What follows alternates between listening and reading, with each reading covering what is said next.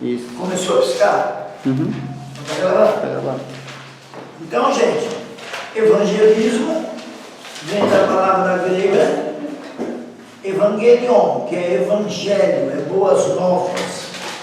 Nós temos também a expressão evangelho de Cristo, que coloca Cristo como o único e suficiente Salvador.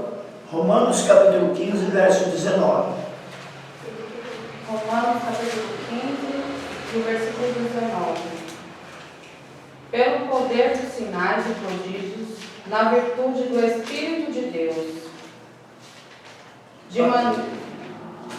Continua. Vou retornar. Porque eu trabalhei, começo de novo. Pelo poder dos sinais e prodígios, na virtude do Espírito de Deus, de maneira que desde Jerusalém e arredores até o Ilírico tenho pregado o Evangelho de Jesus Cristo. Olha aí, o Evangelho de Jesus Cristo. Então aí quando ele está falando do Evangelho de Jesus Cristo, é a mensagem completa de salvação, tá? Eu tenho pregado o quê? Eu tenho pregado o Evangelho de Jesus Cristo. Ele não diz, eu tenho pregado o Antigo Testamento. Ele não diz, eu tenho pregado a lei, eu tenho pregado os profetas. Não, ele diz, eu tenho pregado o Evangelho de Jesus Cristo. Que é aquele Evangelho. Aí nessa época o Novo Testamento ainda não estava escrito. Pelo contrário, ele estava sendo escrito. E Paulo foi um dos escritores. Então, o Evangelho que era pregado ali, ele era um evangelho com base no Antigo Testamento e se dizia que as profecias do Antigo Testamento cumpriam-se em Cristo, inclusive as profecias referentes à salvação. Isso que é o Evangelho de Jesus Cristo que Paulo está dizendo aí. Agora, Gálatas capítulo 1, verso 7, por favor.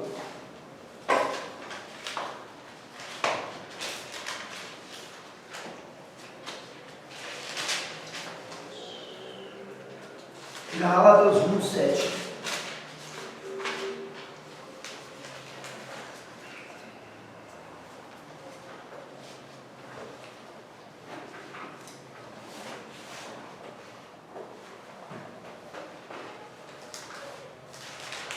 Aleluia. Tem Gálatas 1, 7, a Bíblia de vocês? Gálatas, capítulo 1, versículo 7. O qual não é outro, mas alguns que vos inquietam e querem transtornar o Evangelho de Cristo. Transtornar o Evangelho de Cristo, ou seja, pregar heresias. Isso é transformar o Evangelho de Cristo. O interessante é que quando Paulo fala do Evangelho de Cristo, quando nós meditamos nisso, nós percebemos que não é pregar a placa da nossa denominação. A nossa denominação é importante enquanto instituição, mas a mensagem a ser pregada é o Evangelho de Cristo. Não é venha para a minha denominação, é venha para Cristo. Não estou aqui de maneira nenhuma dizendo que a igreja instituição não tem nenhum valor. Só estou dizendo que a mensagem a ser pregada é o Evangelho de Cristo.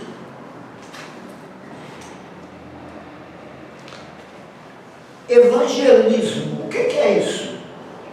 Evangelion mais ismo. Então, o radical da palavra é evangelho, do grego evangelion, é o radical. E esse sufixo, esse final, a gente chama de sufixo ismo, ele denota uma organização. Tudo que tem ismo no final fala de sistematização. Cristianismo, sistema de Cristo. Budismo, sistema de Buda. Então, esse ismo no fim fala de um evangelho pregado de maneira sistematizada. Fazer evangelismo, pregar o evangelho de maneira sistematizada, com método, com planejamento. Gente, me preocupa, agora parou um pouco, mas me preocupa o seguinte testemunho. Nós estávamos pregando, olha o testemunho, nós estávamos pregando, não tinha ninguém ouvindo. No culto à noite, apareceram 2 bandidos e levantaram a mão e aceitaram Jesus, porque eles estavam escondidos no meio do mato, ouvindo a gente pregar. Eu já ouvi esse testemunho contado de trocentas maneiras diferentes, não sei se vocês já ouviram. Então, infelizmente, me leva a começar a pensar que isso é uma lenda evangélica, para não dizer que é mentira. Que já aconteceu com todo mundo, menos comigo. Todo mundo é uma força de expressão. Tanta gente já contou isso, e comigo nunca aconteceu. Eu acredito que esse tipo de... Não vou nem falar em inglês, eu vou falar em português mesmo. Sente-se, por favor. Eu tinha uma professora de inglês, ela gritava com a gente em inglês. Esquece de não, please, aquela vozinha chata. É assim que fala em inglês? Sit down, please. Sente-se, por favor. Aquela vozinha fininha. Pastor, explica de novo aí, que eu não entendi. É assim, pastor Cid. Eu já ouvi várias vezes pessoas com... O senhor falou que é um testemunho, mas não o seu. Não, para mim já virou uma lenda evangélica, de tanta gente que eu já vi contar isso. A pessoa conta que estava pregando na rua, no ar livre, e não tinha ninguém ouvindo. Quando foi à noite, saiu 2 bandidos do meio do mato e aceitou Jesus, porque as pessoas não sabiam, mas aqueles 2 bandidos estavam escondidos da polícia e estavam ouvindo. Gente, eu já ouvi, vou usar uma hipérbole aqui, tá? Uns 50 crentes contarem isso. Eu já ouvi também. Eu acho isso um desserviço. Nunca ouvi. Só que eu ouvi assim, Não ouviu? o rapaz falava assim, Deus mandou eu ir em tal lugar, ali tinha uma pedra, só que era vazio. Aí Deus falava assim, prega. Aí ele falava assim, mas não tem ninguém para me pregar. E tinha 2 homens escondidos. Aí ele pregava. Toda vez que Deus mandava ele lá pregar, ele ia pregar. Só que ele não via ninguém. Ele falava para Deus, mas não tem ninguém para me pregar. Aí um dia na igreja, esses 2 aceitaram Jesus e falaram que ele estava lá, quando ele estava pregando para ninguém. Quantas pessoas diferentes o senhor já ouviu contar isso? Várias. Várias. Irmão Luiz chegou agora, me ajuda. Você já ouviu isso, irmão Luiz? Vixe. Quantas vezes? Vixe. Uma média aí para nós. Eu já vi várias vezes. Várias, né? Então, tudo bem, pastor? Tudo bem. Então, eu acho isso um desserviço. Aliás, gente, eu vou além do acho, tá? Eu tenho certeza que isso é um desserviço. Por que é um desserviço? Porque enfatiza, fortalece a ideia de um evangelismo sem estratégia. O camarada estava lá pregando sem estratégia nenhuma, não tinha ninguém ouvindo e ganhou 2 almas. Aí vai todo mundo achar que não precisa de estratégia. E evangelismo envolve estratégia. Evangelho mais ismo. Esse ismo aqui é uma sistematização. São métodos, são planejamentos. E aí ninguém quer planejar nada, quer fazer evangelismo de qualquer jeito, por causa desse tipo de testemunho. Então vamos lá. Eu vou argumentar contra, tá bom? Os irmãos não são forçados a concordar. Se os irmãos acreditam que isso é possível, fica à vontade. Eu acredito que seria possível, uma vez. Agora, 50 crentes diferentes, para mim virou lenda evangélica. Eu vou argumentar contra. Jesus, o que ele fez? Antes dele ir pregar, ele enviou 70 de 2 em 2. O que esses 70 iam fazendo? Eles iam preparando o caminho para Jesus. Eu até me atrevo a parafrasear. Veja bem, eu não estou fazendo uma doutrina, não estou dizendo que era isso, eu já estou avisando, eu estou parafraseando. Eu até me atrevo a parafrasear que eles faziam o seguinte, eles diziam, sabe aquele Jesus que cura cego, que ressuscitou morto, ele vai passar por aqui. Eu acredito que eles iam de dois em dois falando isso, preparando o povo para isso. E já quem queria uma oração, alguma coisa eles já iam fazendo. Mas eles funcionavam como uma espécie de um carro de som moderno. Inclusive, se a gente pudesse ter pela nossa cruzada, seria bom. Um carro de som que anunciasse a nossa cruzada. Tal dia será pregado o Evangelho de Jesus Cristo, que transforma vidas. Aquela mensagem prévia, já tem que ter um lugar onde vai ser a concentração, a cruzada, avisando. Porque para mim o que os 70 fizeram foi isso. Os que os 70 fizeram foi isso. Nós nunca vemos na Bíblia Jesus pregando sem estratégia. Jesus pregando sem estratégia. Mas Jesus pregou para uma pessoa só. Pregou para uma pessoa só, mas não foi sem estratégia. Por exemplo, pois não. Isso não quer dizer que o exemplo que o senhor deu aí, que a irmã deu, de sentir chegar ali, não tem ninguém, mas o sentido de gritar ali, tal, isso não quer dizer Eu estou querendo dizer, eu estou argumentando contra, eu estou querendo dizer que de forma nenhuma. Agora o senhor tem liberdade de aprovar, de fazer. Eu, professor João Carlos, estou argumentando contra. Não tem. Não, Luiz. De forma nenhuma, já dizer de forma nenhuma. Eu já respondi. O senhor tem a liberdade de fazer, de acreditar que é certo. Eu, professor João Carlos, estou argumentando contra. Porque eu acredito que é um desserviço. Agora o senhor, enquanto aluno, não é forçado a concordar. Eu, para mim, sem chance. Sem chance. Não faço. Eu faço assim. Se eu encontrar uma pessoa só em necessidade, eu procuro me aproximar. Agora, sair, parar no lugar e pregar onde não tem ninguém, isso eu não faço. Ficar gritando sem ter ninguém, eu não faço. E nem recomendo ninguém fazer. Só que eu respeito quem concorda, quem acha que dá certo, é a liberdade da pessoa deixar. Neste momento, eu estou construindo um argumento contra isso. Tudo bem? Pois bem,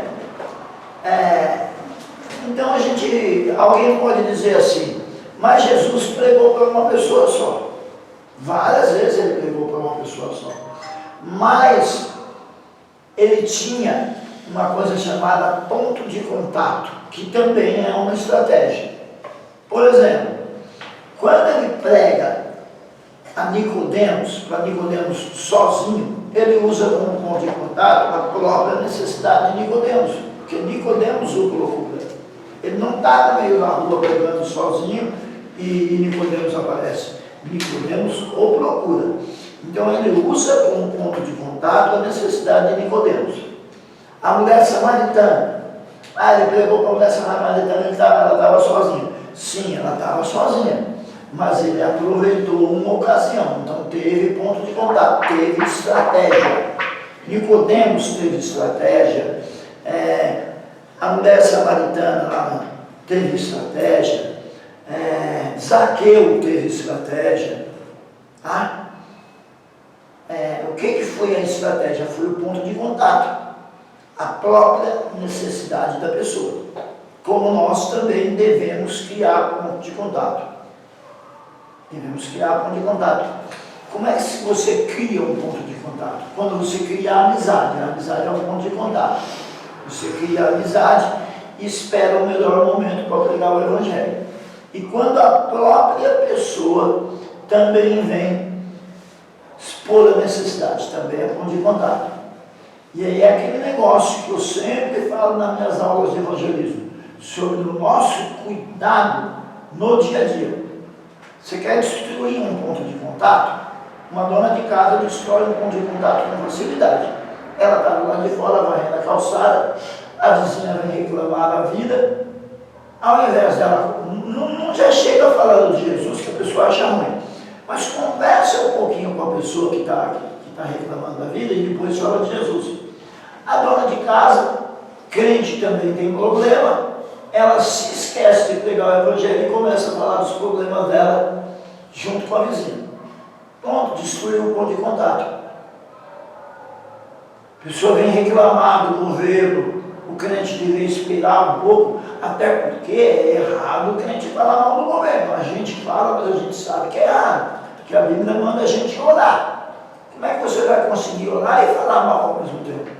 E aí o vizinho chega reclamando do governo, a gente pega o embalo, ao invés de pegar o evangelho, a gente senta o pau no governo junto. Eu, por exemplo, estou pedindo perdão a Deus na minha murmuração. Porque o que eu murmurei durante esse apagão, e é errado. É errado porque é uma situação diferente. Eu poderia ter criado um ponto de contato para pregar o evangelho para as pessoas, do que ao invés de ficar murmurando. Minha murmuração não resolveu nada. Foram 4 dias, entendeu? Era para ser 4 dias, foram 4 dias e eu fiquei murmurando e agora eu estou me sentindo triste por causa da minha murmuração. Então tem que tomar cuidado com essa questão da perda do ponto de contato. Então onde é que eu quero chegar com a história dos meninos escondidos no mato, ou dos homens escondidos no mato? Gente, a gente não pode depender disso. Nós temos que ter estratégias de evangelismo. Aí, porque a própria palavra evangelismo pressupõe estratégia. Tudo bem? Pressupõe estratégia. Ah, mas como é que eu vou ter estratégia quando eu sou pego de surpresa? A primeira estratégia é não ser pego de surpresa. Porque o que se alega é isso, né? Como é que eu vou ter uma estratégia se eu for pego de surpresa? Não seja pego de surpresa. Ore e leia a Bíblia. O crente que ora e lê a Bíblia, ele não é pego de surpresa por nenhuma situação aonde ele tenha que pregar o Evangelho. Eu já contei para vocês, ou se não contei, vou contar agora, que do lado da minha casa, quando eu morava lá no meu colégio, tinha um mercadinho, que ele era mercadinho e era boteco ao mesmo tempo. O pessoal comprava, era uma mercearia que vendia pinga também no balcão, e o pessoal ficava por ali fazendo a cabeça, tomando uma cachaçinha. E eu comprava lá. Eu chegava, o pessoal estava tomando uma cachaça, eu chegava, bom dia. Comprava o que tinha que comprar e subia. Um belo dia eu desci a escada para comprar. Quando eu entrei no bar, antes de eu entrar, o demônio no corpo do cara fez assim para mim, assim, ó. Olhou para mim e fez assim, ó. Eu entendi na hora o que ele quis dizer. Ele estava dizendo para mim que ele ia matar o camarada que estava incorporado nele. Fez assim para mim, ó. Vou matar.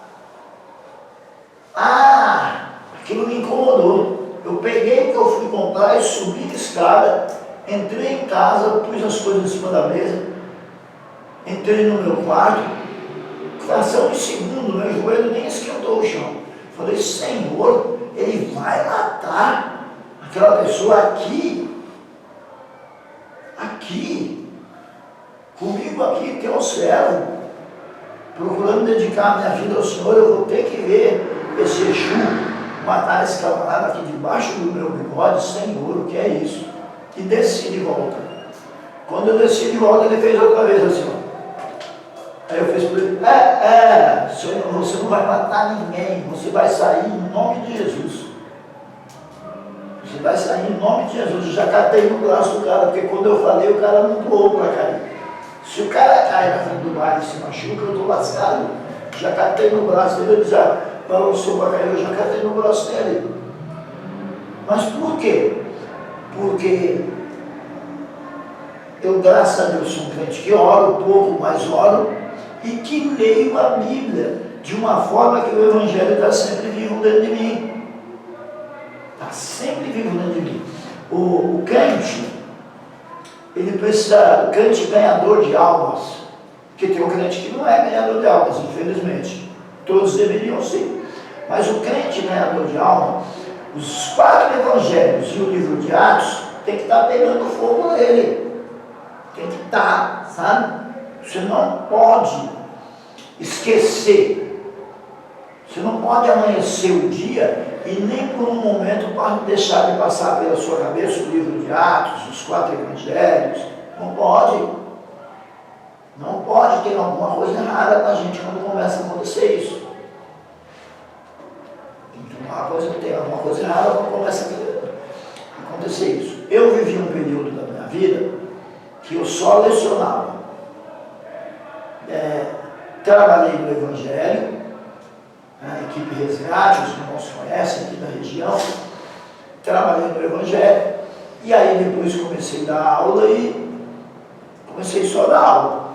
Quando foi um belo dia, eu falei para o Papai do Céu, eu falei, mas Senhor, eu não prego mais o Evangelho, eu não sou mais um pregador do Evangelho de salvação. Agora eu sou só um professor de teologia. Perguntei para ele. Ele me respondeu. Como é que ele me respondeu? Me mandando para o hospital. Aí no hospital aí eu preguei o Evangelho. Ele falou, você quer pregar? Eu vou te mandar você para um lugar para você pregar. Fiquei 3 dias pregando direto, encostava perto de mim, eu pregava. Aí eu saí do hospital, saí bem crente. Saí bem crente. Não pode, gente, não pode. Porque senão vira um clube. Se não arder em nós o desejo de ganhar alma, vira um clube. A gente passa aí na igreja para ver os irmãos, para cantar, para ver o pastor, porque o pastor é gentina. E isso não é evangelho. Isso é um clube. Isso é um clube. E sabe o que aconteceu? Em muitos lugares na Europa começou assim. O povo começou a parar de pregar o Evangelho, as igrejas começaram a tomar aquele jeito de clube. Hoje muitas grandes igrejas da Europa se tornaram bares, boates, porque o Evangelho perdeu a força, perdeu a identidade. Eu estava conversando com um aluno meu, recentemente, ele estava falando para mim que ele não me explicou como, não sei se foi rescisão de empresa, mas ele me disse que ele tinha uma soma de dinheiro, e aquela soma de dinheiro permitiu que ele fosse para a Europa. Ele falou que de vez de voltar alegre, ele voltou triste, porque ele viu grandes igrejas da época da Reforma fechadas, ou as que estavam abertas bem fraquinhas, viraram clubes. Clubes. Então a gente tem que ter bastante cuidado com isso. E depende de nós, de cada crente. De cada crente. A palavra evangelho torna-se mais significativa quando estudamos o verbo hebraico bizar, que significa anunciar, contar, publicar. É para isso que nós somos chamados, para anunciar, para contar, para publicar. Um certo aluno me disse o seguinte, professor, eu sou filho de crente, minha família é toda crente. E aí eu adolescente, passando pela mocidade, veio na minha mente o seguinte pensamento: poxa, eu nunca fui do mundo, eu vejo o pessoal que veio do mundo contar uns testemunhos bonitos, que era viciado em drogas, Jesus libertou, outro fala que era doente, Jesus curou, e eu não tenho nada para contar, porque eu já nasci na igreja, debaixo da bênção. Aí falou assim, eu vou para o mundão, para me ter testemunho, para contar, depois eu volto. E disse que orou e falou para o Papai do Céu que ia para o mundão. O Papai do Céu falou, não, você vai fazer o que no mundão? Eu não te chamei para pregar a sua história, eu te chamei para pregar a minha história, não é a sua. Igual você diz, eu não tenho história. Não é a nossa história que é para ser contada. O Evangelho não é a nossa história. O Evangelho é a história de Jesus. Um Jesus histórico. Por que ele é histórico? Porque ele entrou na história da humanidade e mudou a história da humanidade. Tanto a história como um todo, como várias vidas. Já pensou eu contar a minha história? Não vai trazer edificação. A minha história não edifica, pelo contrário, ela é feia. A minha história é feia. Então eu vigio muito com esse negócio de contar a minha história. Para eu falar alguma coisa da minha história pregressa, eu preciso ter certeza que eu estou sob a orientação de Deus. Porque senão, ela, ao invés dela incentivar o Evangelho, ela vai prestar um desserviço ao Evangelho.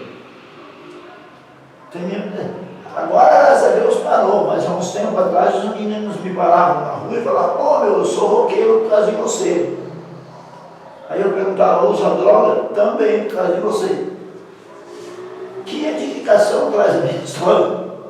Já pensou que coisa triste? Você encontrar um garotão de 17, 18 anos, cabeludo, muito louco, e ele falar que era vendido por causa de mim? Não tem edificação. A minha história não tem edificação. Agora, a história de Cristo tem. E aí, quando eu falo a história de Cristo, se ele me autorizar a incluir parte da minha, a transformação que ele fez, aí eu falo. Aí eu falo. Uma vez eu tomei uma bronca, estava conversando com uma pessoa e comecei a contar a minha história. Sabe o que a pessoa falou para mim? Para, história fria, não quero saber disso não, na minha cara, não quero saber disso não, é muito feia essa história. Não quero saber dessa história não. Entendeu? E a pessoa tem razão. Porque, olha, do verbo hebraico bizarro, que significa anunciar, contar, publicar. Este verbo é aplicado em Isaías 41, 27. Então vamos lá. Para a gente ganhar tempo, um aluno, por favor, lá, abra a Bíblia no livro do profeta Isaías e o outro no livro de Salmos, que assim a gente ganha tempo, tá bom? Eu tenho alguém em Isaías já? Isaías, capítulo 41, 41, 27. 27. Eu sou o que primeiro direi a Sião, eis que ali estão a Jerusalém. Darei um anunciador de boas novas. O senhor não fica bravo comigo? Lê esse texto de uma forma diferente. Olha para mim, deixa eu falar para a senhora. Leia o texto sentindo o texto. Assim, deixando ele trabalhar no seu coração, na sua mente, que o senhor vai ver que dá uma vida diferente por isso. Tente outra vez. Eu sou o que primeiro direi a Sião, eis que ali estão a Jerusalém. Darei um anunciador de boas novas. Darei a Jerusalém um anunciador de boas novas. Quem será esse anunciador de boas novas? Quem vocês acham que é? Eu vou ajudar vocês a identificar rapidinho quem é, tá bom? Preste bem atenção nisso. Aleluia. Irmão Luiz, meu querido, preste bem atenção nisso. O senhor que é pregador do Evangelho, os irmãos, as irmãs, como é que eu identifico? A primeira coisa que eu faço, eu procuro saber quem é o autor do livro que eu estou lendo. Bom, o autor do livro que eu estou lendo é Isaías, tudo bem? 1-0. Isaías é o quê? Um profeta. 2-0. Qual o apelido dele? Qual é o apelido de Isaías? Profeta messiânico. Eu vou ligar com vocês, tá vendo? Só uma aluna falou. Eu fiquei na dúvida. Com o pastor Cedeu, eu não posso ligar. Mas eu posso brigar com você, Daniel. Isso com o senhor, Luiz. Com as meninas eu não posso brigar, eu só posso brigar com você. Eu tremi na Gente, brincadeira essa parte. É uma questão que a gente precisa ter bem claro, tá bom? São coisas da Bíblia, do Evangelho, da teologia, que são chaves para acionar a nossa mente para a gente lembrar das coisas. Ó, como é que é uma chave? Ó? Que livro que é? Isaías. Quem é Isaías? Um profeta. Que profeta? Qual a apelido dele? Profeta messiânico. Então aqui ele só pode estar falando do Messias, porque o Messias é o assunto dele. Porque veja que ele está falando de uma pessoa. Repita para nós, por favor, aquele negócio gostoso, assim, aquele prazer de Deus. Vai lá, 41:27, Isaías 41:27 de novo. Eu sou o que primeiro direi a Sião, eis que ali estão, e a Jerusalém darei um anunciador de boas novas. Agora, quando você toma posse da informação de que o livro é Isaías é um profeta, e o profeta é messiânico, fica mais fácil identificar rapidinho que a pessoa aí é o Messias, é Jesus Cristo. Então essas coisas são chaves, tá? Que abrem a nossa memória para lembrar as coisas referentes às coisas de Deus. Você precisa disso quando você for pregar, porque o pregador ele precisa ser criativo. No começo já diz eu sou, né? A palavra de Isaías tem lá, né? Que diz, ainda que houvesse, e eu sou, né? Só que tudo indica que esse eu sou aí seja o pai. É o pai, porque o pai está dando alguém, o pai está dando o filho. Então nos leva a crer que eu sou, tanto pode indicar o pai quanto o filho. Porque pela construção gramatical do texto aí, nos parece que é o pai dizendo que dá o filho para que o filho anuncie em Jerusalém. Não parece isso? Então vamos lá. Quem está em Salmos, leia por favor 40, versículo 9 e 10. Dá aquela caprichada. Eu sei que vocês estão cansados, que hoje é segunda-feira, mas enche o pulmão. Salmos 49. Preguei a justiça na grande congregação. Eis que não retive os meus lábios. Senhor, tu o sabes. Não escondi a tua justiça dentro do meu coração. Apregoei a tua fidelidade e a tua salvação. Não escondi da grande congregação a tua benignidade e a tua verdade. Leu logo o 10? Isso. Vocês percebem que foi Davi, mas que Jesus também fez isso? É um salmo profético. Jesus fez isso que está aí no salmo ou não, pastor Cid? Sim. Irmão Luiz? Fez isso ou não? Irmão Maria? Jesus fez isso aí que está no